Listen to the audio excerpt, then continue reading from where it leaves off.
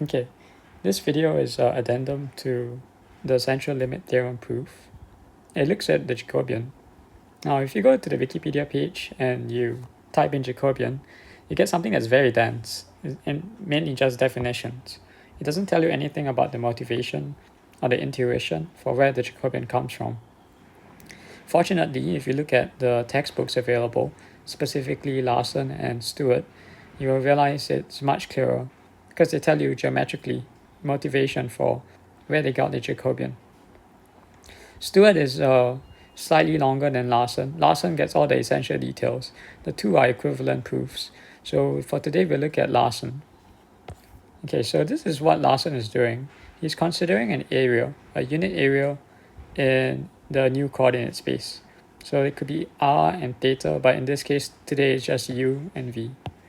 So this unit area is going to be mapped into xy space. So this mapping that you have is due to the transformation of coordinates between u and v and x and y.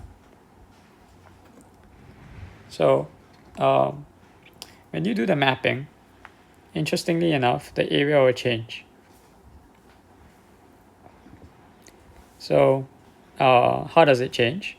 Well, in xy space, you have two coordinates, x and y, which you describe by the functions g and h.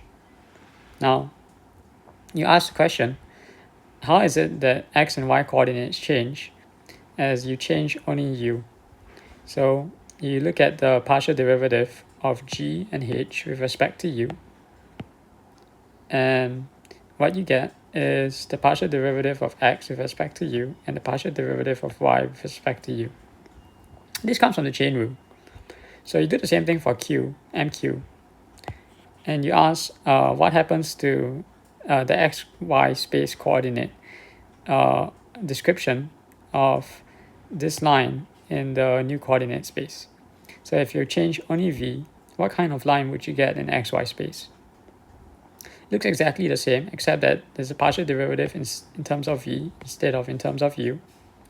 So once you have the two lengths, mn and mq, in xy space, you take their area of the parallelogram that they describe by using the determinant.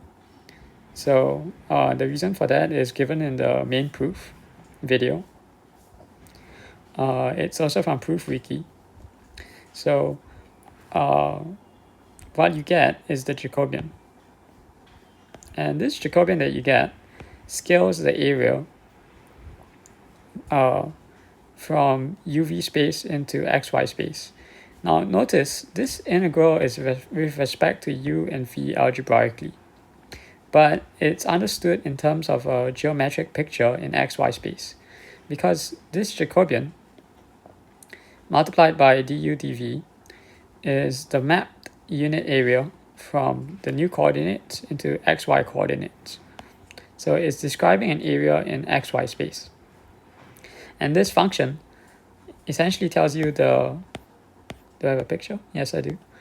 It tells you the value of the function at every point of the such scaled and mapped unit areas in xy space. So even though it's described in terms of uv space, it's thought of in terms of xy space. And it took me quite some time to realize that. But after I realized that, it became much clearer. So I hope it helps you to understand the Jacobian. And well, to type this all into Wikipedia would be quite a task because of all the various notations. It's a little tedious.